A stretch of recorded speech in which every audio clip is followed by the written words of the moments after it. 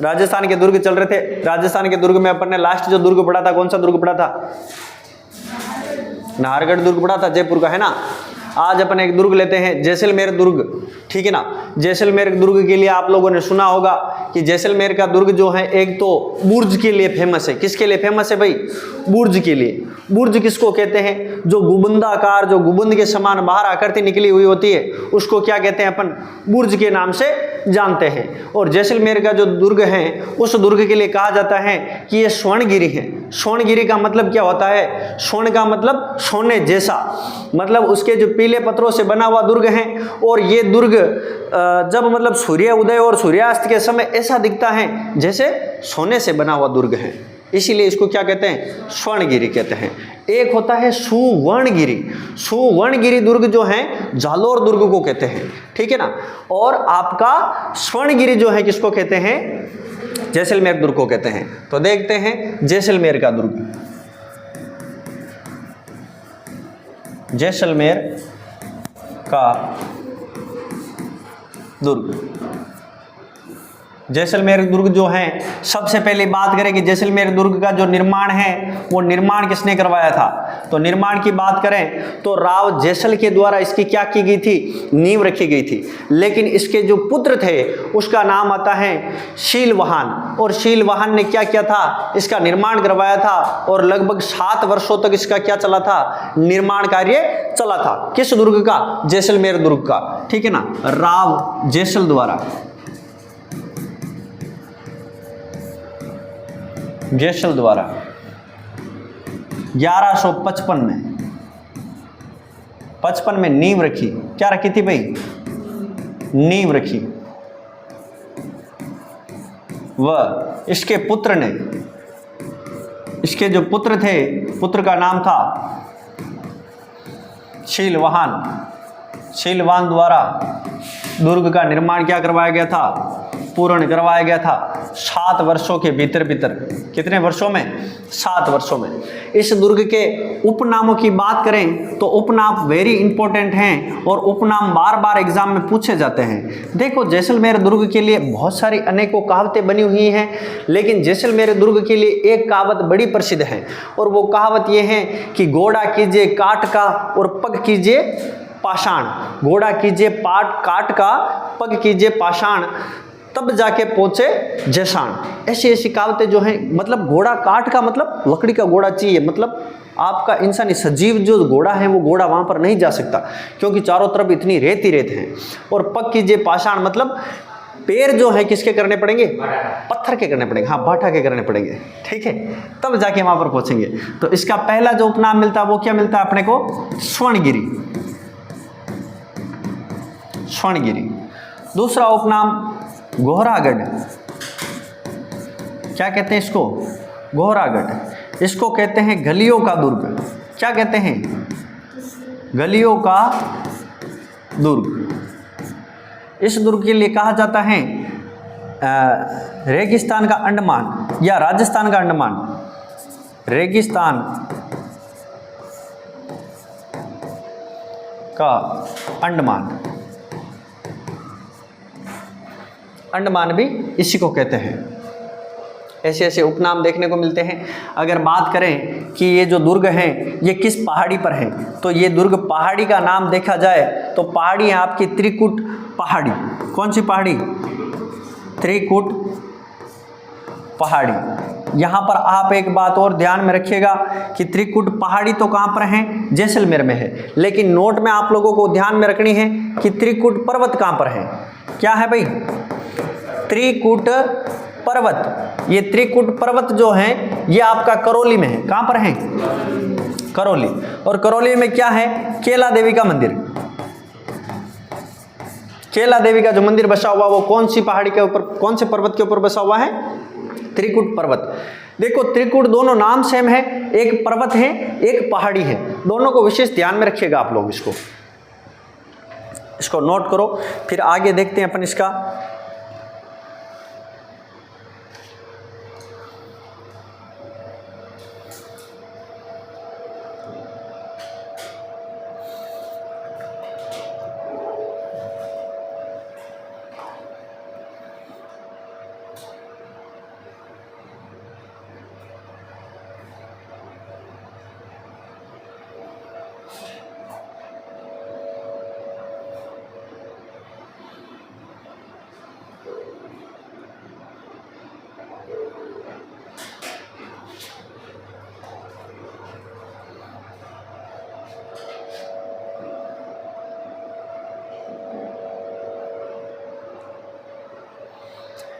छाप लिया क्या भाई? हैं, आगे ले लूं। इसके बाद में देखो दुर्ग की जानकारी के बारे में देखिए, सामान्य परिचय हो गया। इसको देखो सोनारगढ़ भी इसी को कहते हैं, है ना। एक नाम ये नहीं लिखा क्या अपन ने, इसी के साथ में ऐड कर लेना, घोरागढ़, सोनारगढ़। सोनारगढ़ नाम इसलिए पड़ा है, स्वर्णगिरी के आधार पर ही इसका नाम पड़ा है सोनारगढ़। क्यों? क्योंकि सोनारगढ़ स्वर्णगिरी है ना, सोने के समान, इसीलिए सोनारगढ़ नाम कहने लगे थे इसको। इसके बाद में देखो ये दुर्ग इस प्रकार का है, जैसे अगर देखा जाए कोई सा भी दुर्ग बना लो, कोई भी आकृति बना लो, केवल समझना है अपने को कि दुर्ग इस प्रकार का है।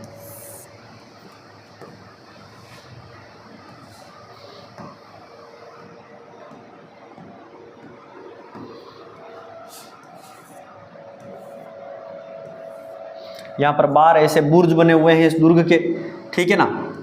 इस प्रकार से बुर्ज की आकृति है दुर्ग की।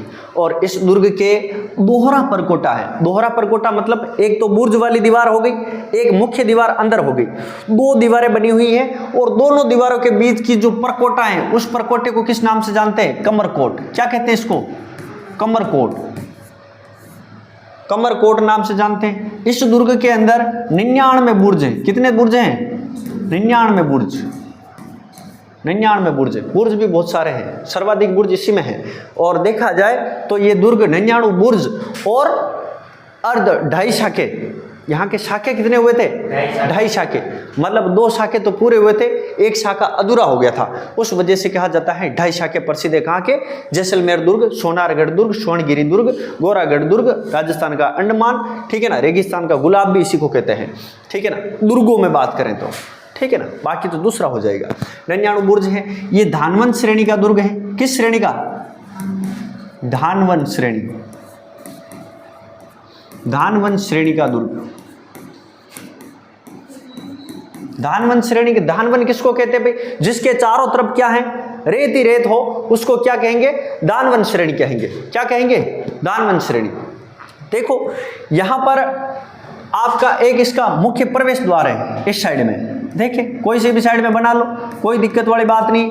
प्रवेश द्वार, यहां पर एक इसका प्रवेश द्वार है। प्रवेश द्वार का नाम है सूरजपोल। क्या नाम है? सूरजपोल। सूरजपोल इसीलिए इंपॉर्टेंट है क्योंकि यहां पर सूरजपोल से मरु महोत्सव मनाया जाता है। मरु महोत्सव माघ पूर्णिमा के दिन क्या शुरू की जाती है? एक जोत जलाकर मरु महोत्सव मनाया जाता है, ठीक है ना, सूरजपोल पर। माघ पूर्णिमा के दिन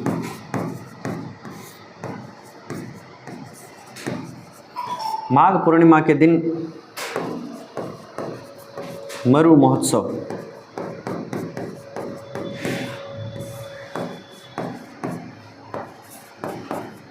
शुरुआत माघ पूर्णिमा को और क्या पड़ता है राजस्थान में भाई बताओ? आपने त्योहार पढ़ लिए ना हैं? माघ पूर्णिमा के दिन और क्या होता है राजस्थान में? अरे बेणेश्वर धाम में मेला लगता है, आदिवासियों का कुंभ माघ पूर्णिमा के दिन लगता है। बेणेश्वर धाम, नवाटापुरा, डूंगरपुर, बांसवाड़ा, पढ़ा था ना अपन ने? हाँ भाई। इसके बाद में देखो इस दुर्ग के अंतर्गत और देखें चीजें। इस दुर्ग में एक कुआं बना हुआ है। क्या बना हुआ है? कुआं। कुआं स्पेशल है। कुएं तो हर दुर्ग में मिल जाएंगे, बावड़ी कुएं हर दुर्ग में मिल जाएंगे, लेकिन यहां पर स्पेशल कुआं है। ये जो कुआं है, इस कुएं का नाम है जेसूला कुआं। क्या नाम है? जेसूला कुआं। पानी फिल्टर वैन भी आवे। ये भगवान श्री कृष्ण के सुदर्शन चक्र से बना हुआ है।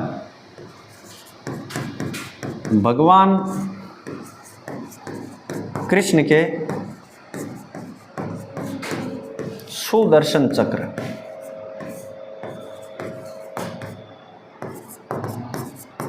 चक्र से बना है। इस दुर्ग में महलों की छतें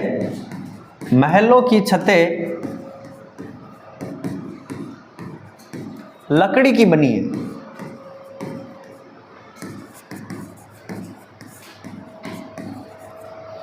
किसकी बनी है? लकड़ी की बनी है। इस दुर्ग को राजधानी बनाया था भाटियों ने। क्या बनाया था? राजधानी बनाया था। और राजधानी बनाया था तो इससे पहले भाटियों की राजधानी कौन सी थी? लोद्रवा। लोद्रवा की राजकुमारी थी ना मूमल। पढ़ा था ना अपन ने महेंद्र और मूमल की कहानी, देखी थी क्या? नहीं देखी? चलो वो भी बता देंगे, महेंद्र और मूमल की कहानी। लोद्रवा के बाद भाटियों की राजधानी बना।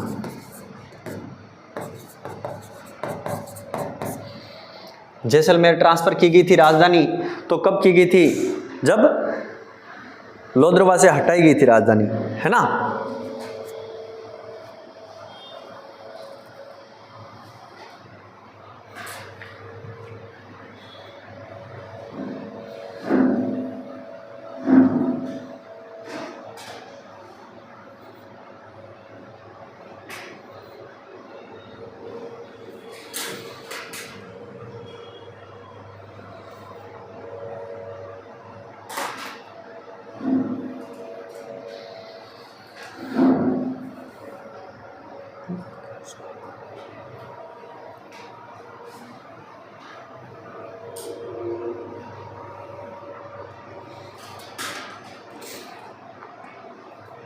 छाप लिया भाई? और भी चीज़ें ऐड करें इसी में, इसके साथ और कर सकते हैं। एक टावर बना हुआ है इसके अंदर। क्या बना हुआ है? टावर। इस टावर का नाम है ताजिया टावर। ताजिया टावर, ठीक है। इस दुर्ग के अंतर्गत एक मंदिर बना हुआ है, जिस मंदिर का नाम है लक्ष्मीनाथ मंदिर।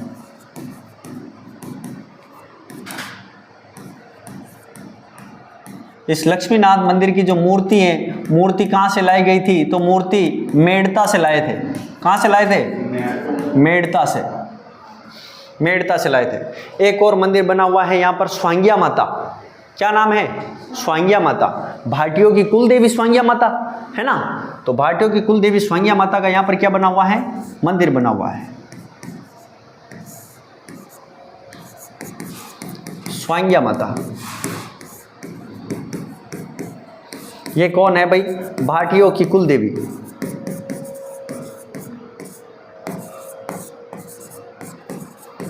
भाटियों की कुल देवी स्वांगिया माता।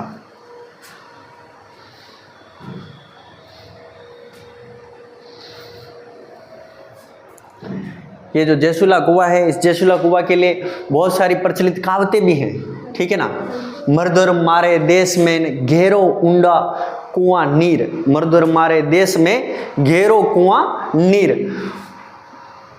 मर्दर राम मानवी और धीरज धरे हृदय धरे धीर। ऐसी ऐसी कहावतें, मतलब वहाँ के लोग जो हैं वो बहुत गहरे हैं, कुएं भी बहुत गहरे हैं और लोग भी बहुत गहरे हैं। ऐसी बात है, मतलब कुएं के लिए भी कही जाती है। कुएं के लिए इसलिए कही जाती है क्योंकि मीठा पानी और कहीं नहीं मिलेगा, जयसुला कुएं में ही मिलेगा आपको। भगवान श्री कृष्ण एक इसकी पूजा भी की जाती, क्यों? क्योंकि भगवान कृष्ण के सुदर्शन चक्र से इसके क्या हुआ था? निर्माण हुआ था, ऐसा माना जाता है पौराणिक किंवदंतियों के आधार पर, है ना। उतार लो इसको जल्दी से।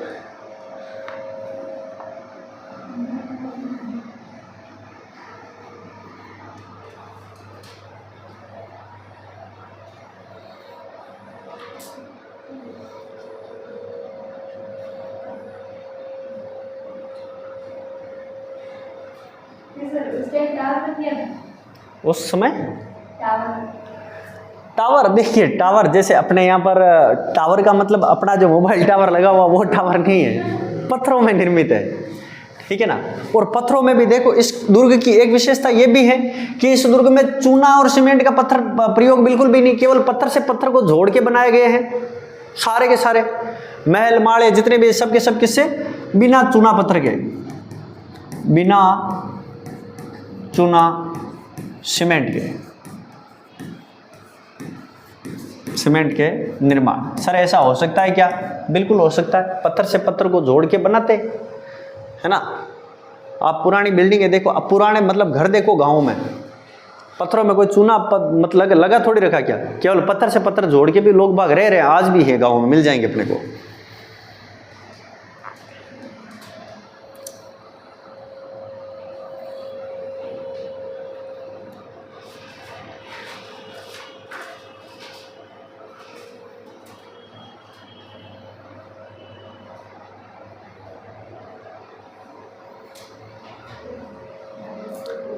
उतार लिया भाई।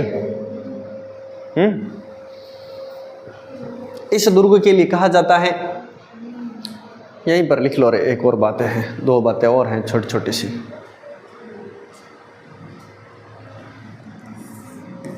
यहां पर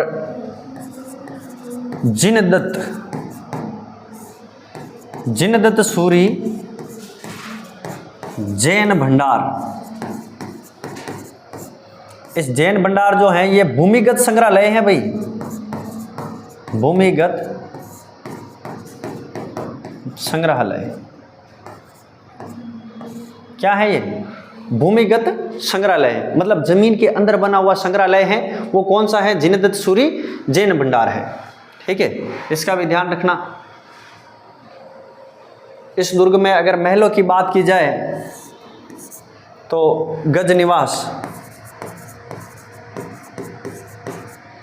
गजनिवास महल, सर्वोत्तम महल,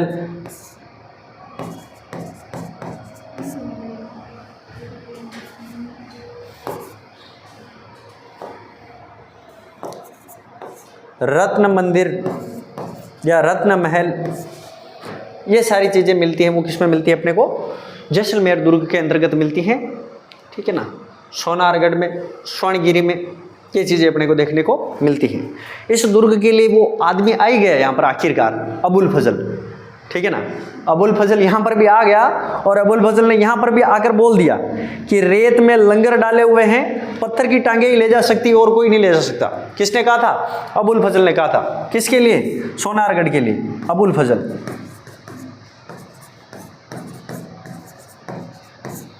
अबुल फजल ने क्या कहा?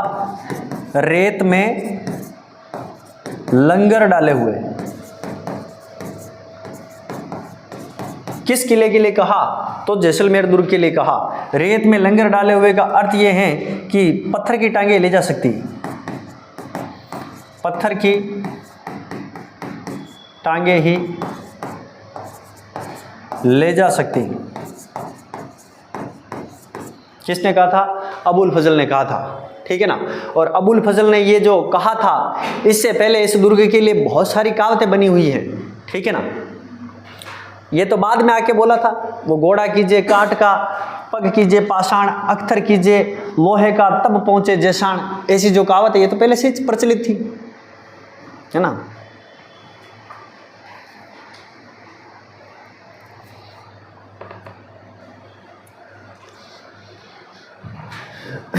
ये आया था बेचारा और ये टेम्पो वेम्पो कुछ नहीं मिला वहाँ जाने के लिए, पैदल पैदल गया था। अब रेत में चला तो थकान आ गई, और थकान आने के बाद में फिर इसने कह दिया कि यहाँ तो टांगे किसकी चाहिए? पत्थर की चाहिए।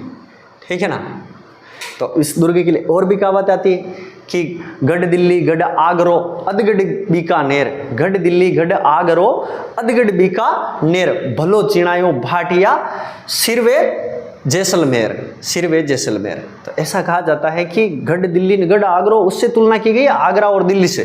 किसकी? जैसलमेर दुर्ग की। ऐसे नहीं की जाती हैं, मतलब इतने बड़े रेगिस्तान के अंतर्गत अकेला दुर्ग। ठीक है ना, इसको कहते हैं भड़कीमाड़ भी कहते हैं, भाटियों का भड़कीमाड़ कहते हैं इसको। भड़कीमाड़ का मतलब, मान लो कोई भी आक्रमण करी आएगा तो किमाड़ लगा दो, बस सेफ हो आप। किले क्यों बनाए जाते थे भाई? सेपरेट रहने के लिए। घर क्यों बनाते अपन? घर बना के चैनल गेट लगाते हैं, अंडर लॉक लगाते हैं, जमीन वाले लोग लगाते हैं। क्यों? क्योंकि चोर नहीं आए। उस समय चोर कौन थे? आक्रमणकारी तो चोर थे। अधिकार करके क्या ले जाते थे? उनको बाहरी विदेशी जो शासक थे उनको ऐसा लगता था कि भाई यहाँ पर सोना बहुत है, भारत को एक सोने की चिड़िया कही जाती थी। और सबसे ज़्यादा आक्रमण देखो यहाँ पर महाराष्ट्र में और अपने राजस्थान में हो गए, क्योंकि सबसे अधिक दुर्ग जो है कहाँ पर है? महाराष्ट्र में है ना। उसके बाद में मध्य प्रदेश में है। फिर तीसरा राजस्थान में है, और राजस्थान में सर्वाधिक दुर्ग कौन से जिले में? जयपुर जिले में है ना। तो जयपुर तो वैसे ही पहले से ही हार मान चुका था, स्टार्टिंग से ही कोई बड़ा संघर्ष करना ही नहीं पड़ा उनको तो है। पटवों की हवेली जैसलमेर में, बिल्कुल पटवों की हवेली, पटवों की हवेली जैसलमेर के अंतर्गत है, जिसमें आप जाओ कभी तो देखो कि मतलब इतनी गर्मी है, लेकिन वहां का टेम्परेचर आपको लगभग 10 डिग्री माइनस मिलेगा। जैसे यहाँ पर 40 डिग्री है तो वहाँ पर 30 डिग्री मिलेगा, पंखे की जरूरत नहीं, बिल्कुल ठंडा मौसम रहेगा। पटवों की हवेली बनाई हुई इस प्रकार से है। पटवों की हवेली मतलब वहाँ के जो शेठ थे उनकी हवेलियाँ हैं, वहाँ पर बड़ी जोरदार हवेलियाँ बनी हुई है जैसलमेर नगर में। दुर्ग के अंदर नहीं है पटवों की हवेली, ध्यान रखना, दुर्ग से बाहर है, जैसलमेर के अंदर है वो तो पटवों की हवेली। अगर आपसे कोई पूछ ले कि ये जो स्वांग्या माता लिखी थी ना अपन ने, स्वांग्या माता के लिए एक शब्द और आता है, आवड़ माता भी कहते हैं इसको। क्या कहते हैं? आवड़ माता। विशेष ध्यान रखना भाई, आवड़ माता पूछा हुआ है। आवड़ माता किस वंश की कुल देवी हैं? तो भाटी राजवंश की कुल देवी हैं। और इस दुर्ग में देखो लक्ष्मीनाथ मंदिर है। मूर्ति कहाँ से लाए थे? मेड़ता से लाए थे। जैसलमेर का दुर्ग धानवंत श्रेणी का है। 99 बुर्ज हैं, बिना चूना सीमेंट के इसका क्या हुआ था? निर्माण हुआ था। इसके बीच में जो आपका गैप है दोनों दीवारों के, वो क्या कहलाएगा? कमरकोट। महलों की छत लकड़ी की बनी हुई है। जयशूला कुआं है, भगवान श्री कृष्ण के सुदर्शन चक्र से बना हुआ है। लोद्रवा के बाद भाटियों की राजधानी किसको बनाया गया था? अपने जैसलमेर को बनाया गया था। और लोद्रवा की राजकुमारी थी मूमल। कौन थी? मूमल। एक बार क्या हुआ था देखो, मूमल की एक छोटी सी कहानी है, उसको सुन लेते हैं 2-4 मिनट की। मूमल लोद्रवा की राजकुमारी थी और एक राजकुमार था जिसका नाम था महेंद्र, ठीक है ना। और महेंद्र था अपने अमरकोट आज पाकिस्तान में पड़ता है। तो पाकिस्तान का मतलब उस समय पाकिस्तान नहीं था, अभी बना था 1947 के बाद पाकिस्तान, पहले नहीं था, पहले एक ही भारत, अखंड भारत था। तो महेंद्र और उसका एक जीजा जो था, जीजा का मतलब बहनोई, दोनों जने शिकार पे निकले थे। और शिकार करते करते जैसलमेर के उस रण में आ गए। और रण में आ गए और वहाँ आने के बाद भी इनको प्यास लगी बहुत जोरदार की, भूख भी लगी। तो दोनों लोग जो मतलब वहाँ पर जाते हैं, कहाँ पर? अपने लोद्रवा में। जैसलमेर में जो राजकुमारी थी, उस राजकुमारी की एक हवेली दिख रही थी, उस हवेली में जाते हैं। हवेली में जाते हैं, वहाँ जाके इनकी आओ भगत करते हैं, हम भी वहाँ के राजकुमार हैं, अपना परिचय देते हैं। तो वहाँ पर इनका खाना पीना सब कुछ करवाते हैं। फिर कहते हैं भाई अब रात हो गई, तो रात में तो क्या रण में क्या होती है, आंधी आती है, आप अभी नहीं जाओगे, सुबह जाओगे। बोला ठीक है, सो जाते। सोने से पहले दोनों जने वहाँ पर बैठे थे। मूमल जो थी वो राजकुमारी थी और बड़ी मतलब व्यवस्थित राजकुमारी थी। व्यवस्थित का मतलब ये है कि मतलब सब लाड प्यार से उसको रखते थे। उसका कमरा जो बना हुआ था, उस कमरे के बाहर में मतलब कहीं पर एक अजगर लगा रखा है, एक साइड में शेर लगा रखा है, एक साइड में मगरमच्छ लगा रखा है। और वो मोम के बना के लगा रखे। किसके? मोम के। लेकिन देखने में ऐसा लग रहा था कि ये असली है। जब महेंद्र और उसका जो बहनोई था, उसका नाम था पृथ्वीराज, तो दोनों को मतलब मिलने के लिए बुलाया था। महेंद्र ने कहा यार कोई राजकुमारी से मैं कैसे मिलूं, आप जाओ जिया जी, मिल के आओ, देखिए क्या बात करती है वो राजकुमारी। वो गया और उसने जाते ही गिलेरी में देखा मतलब शेर, एक तरफ देखा अजगर, बोला यार ये तो खा जाएंगे। वो वापस आ गया डर के मारे। फिर महेंद्र को बोला यार तू ही जा, मैं नहीं जाऊंगा। महेंद्र गया। महेंद्र जाने के बाद में महेंद्र ने जाते ही गिलेरी में ऐसे जैसे टन लिया, सामने शेर दिखा। महेंद्र ने तलवार निकालती मारी, शेर की गर्दन कट के नीचे गिर गई। महेंद्र ने कहा यार पागल बना रहे यहाँ पर, तो ऐसे डराने के लिए बना रखे हैं। महेंद्र गया अंदर, बैठ के शयन कक्ष में बातें की। दासिया, उनके पापा मम्मी सबके साथ में बैठे हिले मिले। तो उस घड़ी में मतलब है जो मतलब पता ही था, मतलब उस समय मतलब महेंद्र के पास में इंस्टाग्राम था और उसने स्टोरी लगाई, मूमल ने देख ली। मूमल ने भी क्या किया, रिक्वेस्ट भेज दी, एक्सेप्ट कर ली महेंद्र ने। अब दोनों स्टोरी लगाए। वाह, महेंद्र को बोला कि देखो, तो उसने बोला कि भाई मैं शादी करना चाहती हूँ तरह से। लेकिन महेंद्र ने कहा देखो मेरी शादी हो चुकी है, मेरे रानियाँ हैं, मैं तुमसे शादी नहीं कर सकता। तो मूमल ने कहा कि देखो शादी नहीं कर सकते कोई दिक्कत नहीं, लेकिन एक बार जरूर आओगे डेली। अब महेंद्र ने कहा यार भाई 200 किलोमीटर दूर ऊँट लेके आना, वापस जाना, 400 किलोमीटर रोज चलना। बोला ऐसा होगा थोड़ी क्या। लेकिन वो इंस्टाग्राम पे बातें करते करते वो तो आ जाता चला जाता। एक दिन ऐसा हुआ, महेंद्र जो मतलब आने वाला था उससे पहले मतलब उसकी रानियों को पता चल गया कि भाई ये महेंद्र जो है खनकी जाता रोज डेली, आता तो है ही नहीं, रोज ऐसा क्या राजकार्य करता है। उन्होंने उसका ऊंट चेंज कर दिया, फॉर्चूनर बदल दी, नंबर प्लेटें उसकी खोल के निश्के लगे थे। और फॉर्चूनर पे बैठ तो गया, लेकिन फॉर्चूनर रास्ता नहीं जाने, क्योंकि वो तो रोज जाती थी, फॉर्चूनर रास्ता जानती थी, वो फॉर्चूनर रास्ता नहीं जाने, तो वो फॉर्चूनर डामाडोल हो गई और समय पे नहीं पहुंचा। आगे महेंद्र की जो मुमल है, मुमल और उसकी बहन दोनों जो क्या कर रही थी, मतलब ऐसे एक उसकी छोटी बहन को मतलब एक राजा के वेश, मतलब एक राजकुमार बना रखा था और वो रानी बनी हुई थी, और ऐसे राजा प्रजा खेल रहे थे। तो उन्होंने मतलब महेंद्र की याद में मतलब वो खेल खेलते खेलते खेलते उनको नींद आ गई। दोनों बहनें एक साथ सो गई, एक आदमी बना हुआ है, एक औरत है ही पहले से। महेंद्र ने जाके देखा, कहा यार ये मुमल तो अपने को पागल बना रही है, इमोजी तो अपने को बेचती है, यहाँ कोई दूसरा आदमी है, समस्या खड़ी हो गई।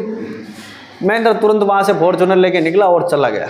अमरकोट जाके अपने संतरी को बोला कि अगर कोई राजकुमारी मेरा नाम लेके पूछे और कहे कि मैं राजस्थान से आई हूँ, तो उसको बोल देना कि महेंद्र की तो मृत्यु हो गई, ठीक है ना।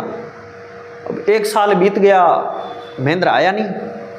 मुमल ने कहा यार जाके देखना चाहिए क्या हुआ। तो महेंद्र के वहाँ पर जाती है मुमल, और मुमल जाके और पूछती उस संतरी को, पूछती तो वो उसको याद आ गई संतरी को कि अपने राजा साहब ने ये कह रखा है कि भाई महेंद्र की तो मृत्यु हो गई, और ये बात उसने बोल दी। और बोलते ही मतलब मुमल ने कहा कि ये कैसे हो सकता है, और मुमल ने उसी समय अपने प्राण त्याग दिए।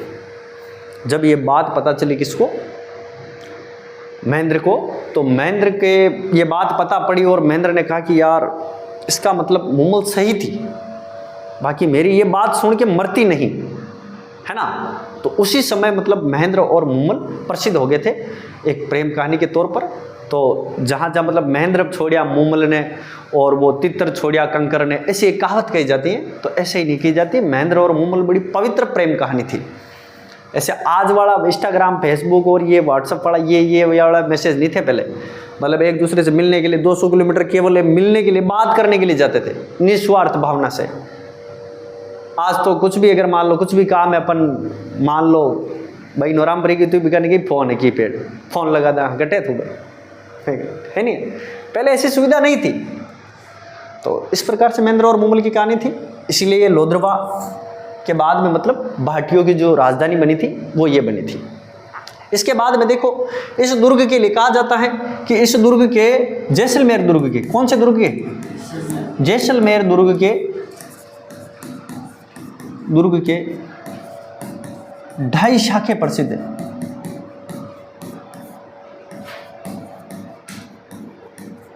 प्रसिद्ध है कितने शाखे, 2.5 शाखे।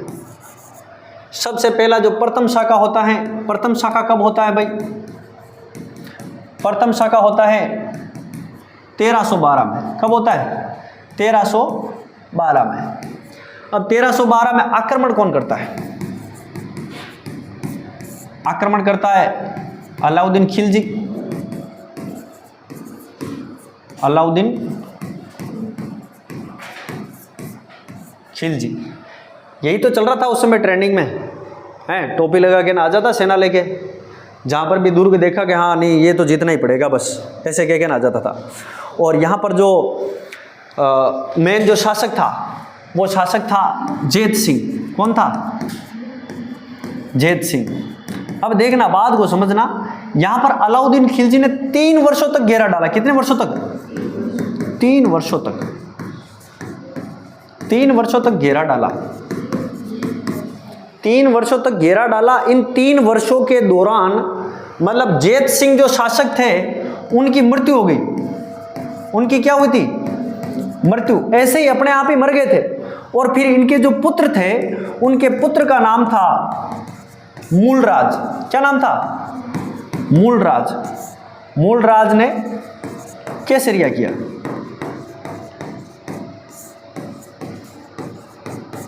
और इनकी रानियां थी, उन्होंने क्या किया था, जौहर किया था। यहाँ पर तो यहाँ पर तो जौहर और केसरिया दोनों हुए थे प्रथम शाखे में। दूसरे शाखे में भी 1359 में जब शाखा होता है तो फिरोज शाह तुगलक और राव दुद्दा दोनों के बीच में ये शाखा होता है दूसरा शाखा। तो द्वितीय शाखा में भी इस प्रकार से होता है और दोनों में केसरिया और शाखा होता है। लेकिन तीसरा जो शाखा होता है यहाँ पर वो अधूरा रह जाता है, ठीक है ना। अमीर अली कांधार का शासक था और कांधार के शासक अमीर अली ने क्या किया था, यहाँ पर आक्रमण किया था। उससे पहले उसने थोड़ी सी एक मतलब छल कपट के द्वारा मतलब ये अंदर किले में घुसे थे, उस वजह से ये शाखा हुआ था। तो बाकी ये शाखा भी नहीं होता, ठीक है ना। ये दूसरा शाखा जो होता है, दूसरा शाखा वो होता है 1359 में। आक्रमण किसका होता है भाई? आक्रमण होता है यहाँ पर फिरोज शाह तुगलक और यहाँ का शासक कौन था? दुद्दा, ठीक है ना। फिर होता है तीसरा शाखा,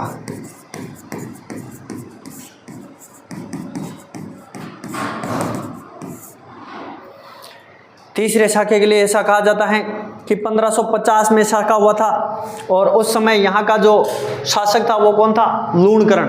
लूणकरण नाम सुना ही होगा आपने, है ना। 1550 में। और आक्रमण किसका होता है?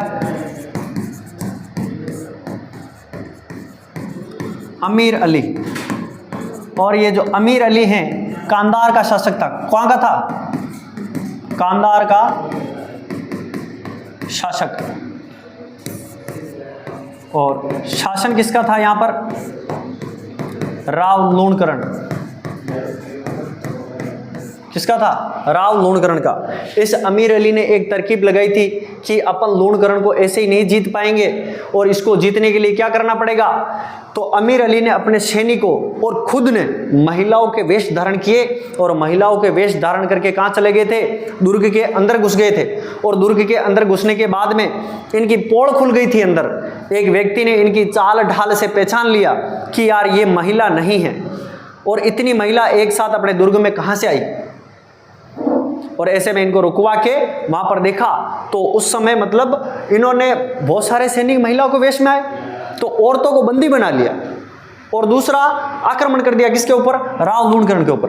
तो राव लूणकरण यहाँ पर क्या हो जाते हैं? वीरगति को प्राप्त हो जाते हैं और महिलाओं को यहाँ पर जौहर नहीं करने दिया जाता है। इसीलिए ये अधूरा शाखा रह जाता है। इसी को क्या कहते हैं? अधूरा शाखा। अधूरा शाखा। इसीलिए दो तो पूरे हुए थे, एक आधा हुआ था, इसीलिए 2.5 शाखे कहाँ के प्रसिद्ध हैं? तो 2.5 शाखे आपके जैसलमेर दुर्ग के प्रसिद्ध हैं, ठीक है ना। तो यहाँ पर राव लूणकरण वीर गति को होते हैं प्राप्त, लेकिन जौहर नहीं होता है। जौहर नहीं होता है। इस प्रकार से घटना घटित हुई थी किसमें? जैसलमेर दुर्ग के अंतर्गत, है ना।